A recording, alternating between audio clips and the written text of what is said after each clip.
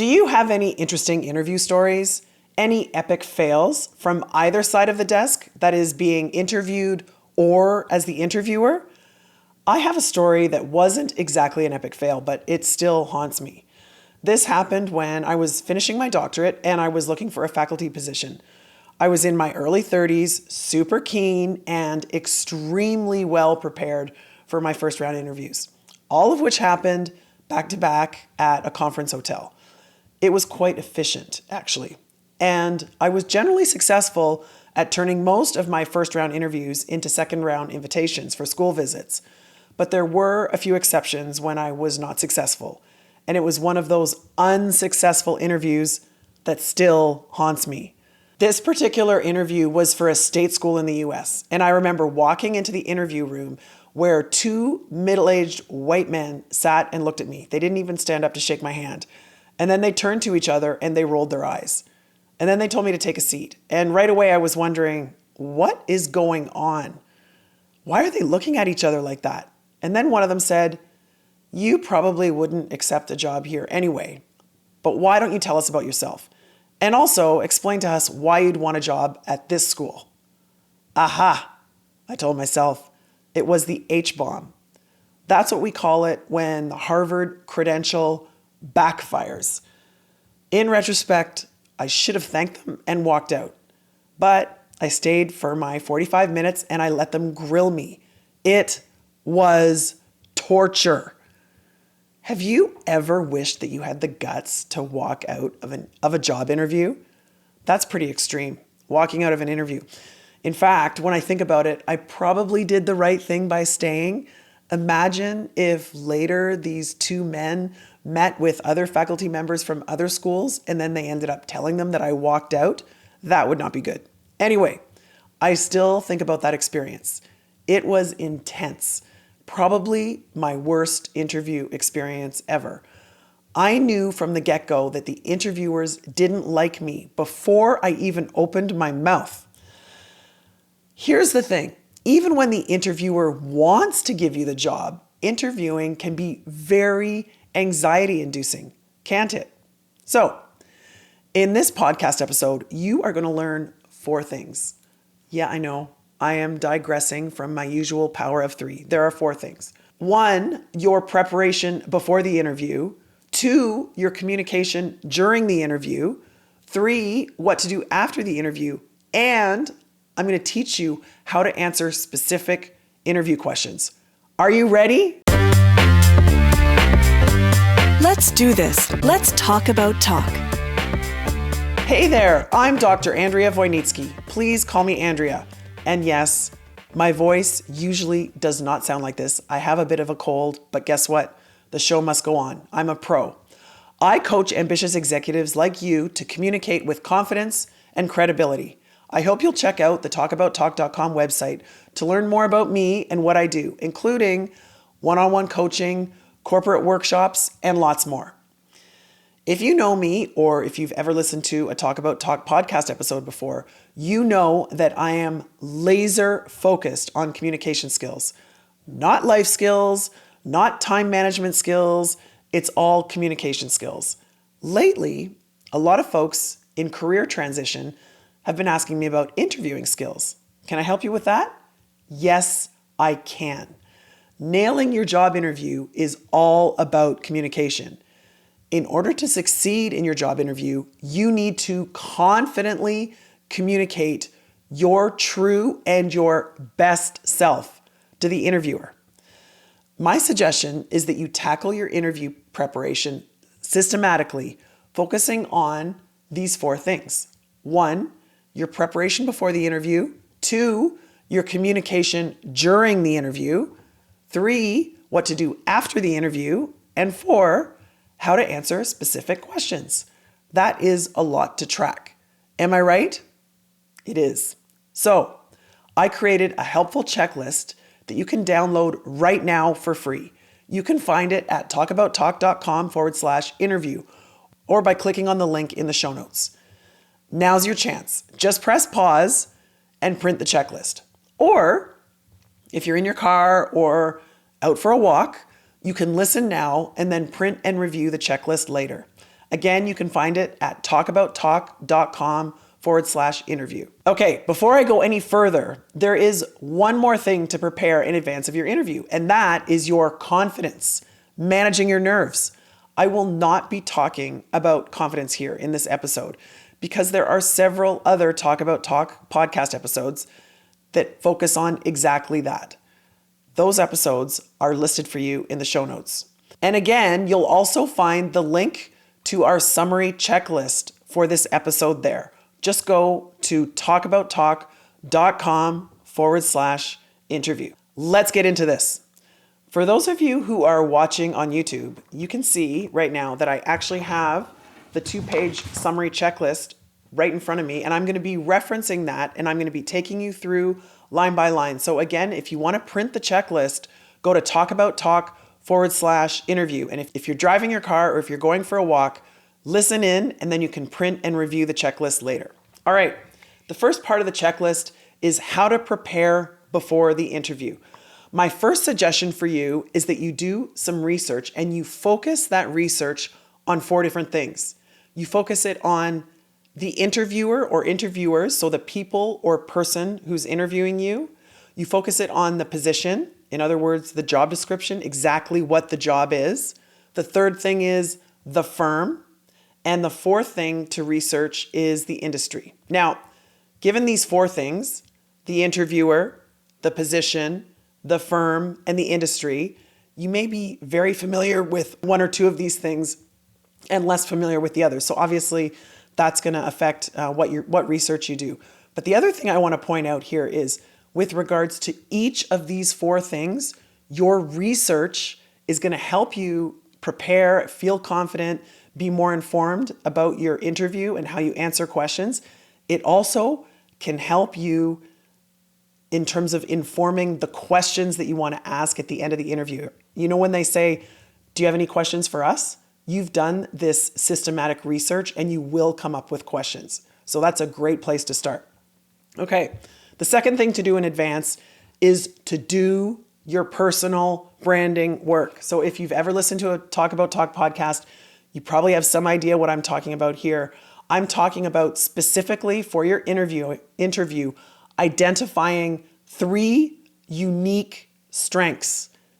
3 unique strengths that you are bringing to the conversation and to this role. These would be your answer to the 3 reasons why you should hire me.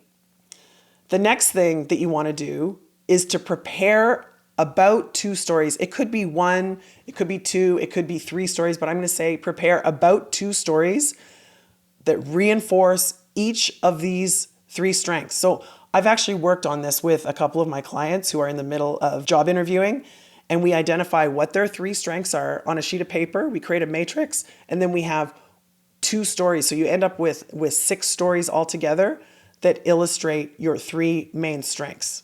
You got that? The last thing you want to do in advance of preparing for your interview that I have here on the checklist is to practice answering interview questions using frameworks, not scripts. So I want to be really crystal clear here. I am not talking about memorizing a script. I'm not talking about memorizing your answers. I am talking about doing the work to think about, like I just said, what are your main strengths? What are the stories that you want to tell? And then what are the frameworks that you're going to use to answer the questions? And I'm going to get into that in a minute, but I just wanted to make that crystal clear. So before the interview, you've got your research in the 4 different areas that I listed. You're working on your personal brand and your 3 main strengths, and then you're identifying stories, and you're committing to remembering what your strengths are, what your stories are, and answering questions in frameworks. Let's move on to during the interview. Before we get into actually what the questions are, when you're in the interview, my first suggestion is something that I am very passionate about because I've read the research. You may have heard me say this before in a different episode. Enthusiastic candidates get job offers. So walk in with a big smile on your face. Make sure that your body language, your words, and your tone convey enthusiasm. Got it? Okay.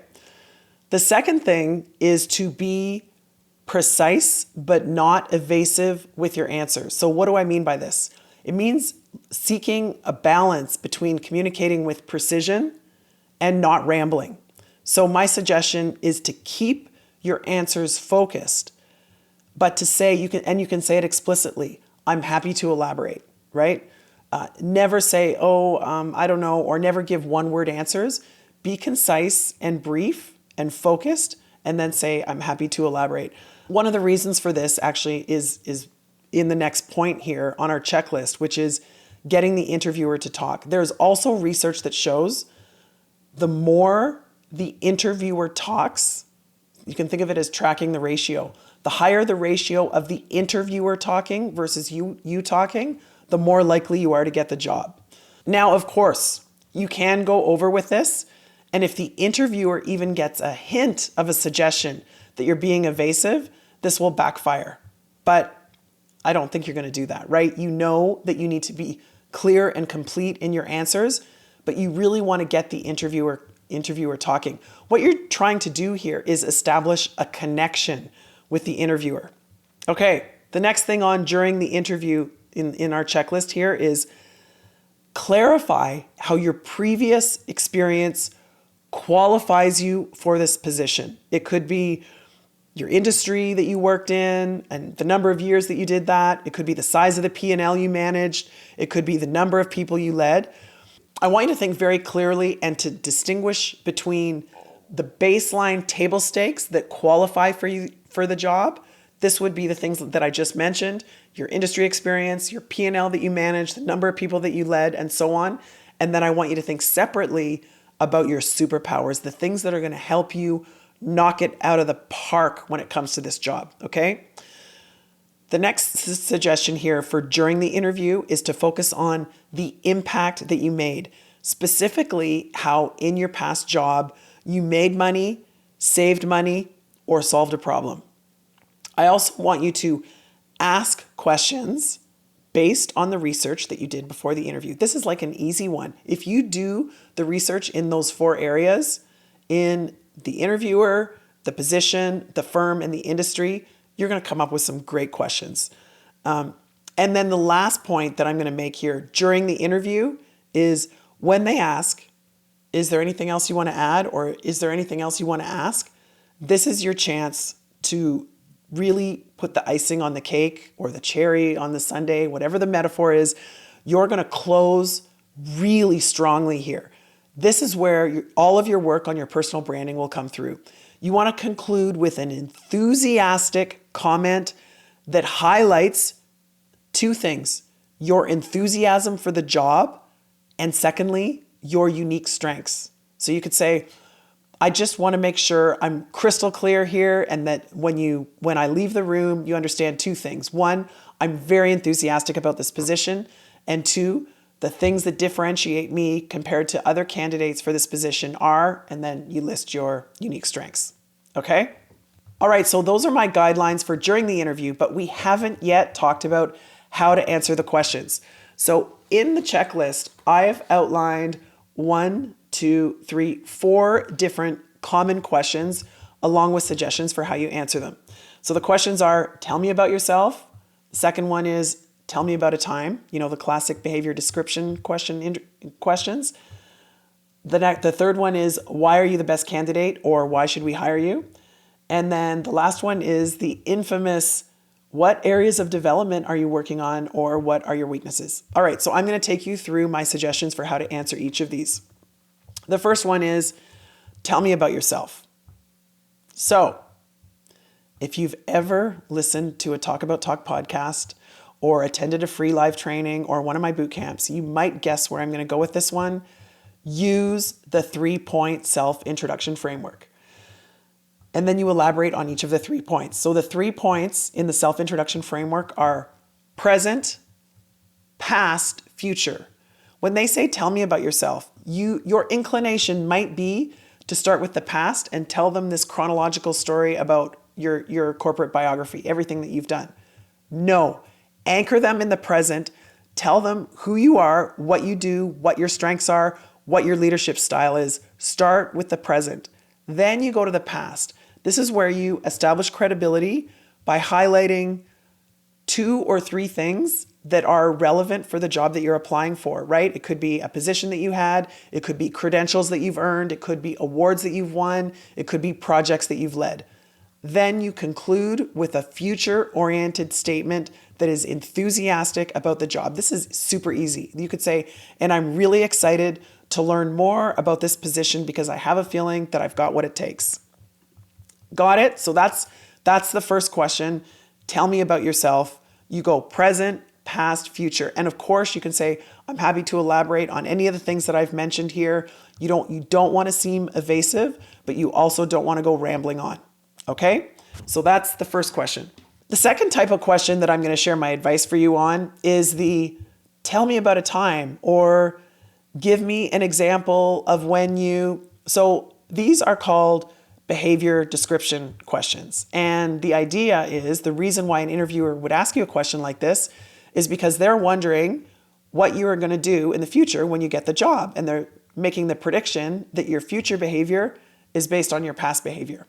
There is a beautiful framework that is, it's not my framework. It's a very commonly known framework. In fact, most interviewers probably know this framework.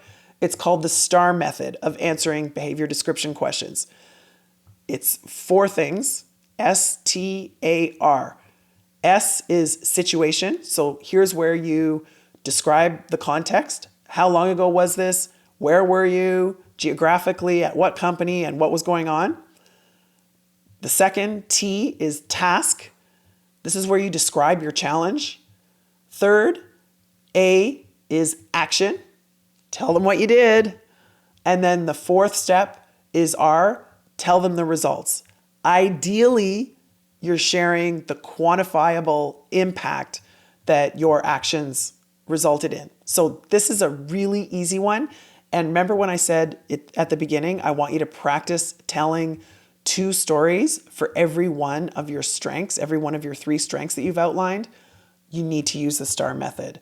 STAR stands for situation, task, action, and result. Got it? Okay. The third type of question is the why are you the best candidate or why should we hire you question. This is where you have the opportunity to reinforce your personal brand. This is where you bring up all your hard work in identifying your 3 key weaknesses. So again, I want to be really clear here. There is definitely an advantage to thinking about the baseline skills and experiences that they're looking for separately from your unique strengths that are going to help you knock it out of the park. So baseline skills highlight how you are qualified.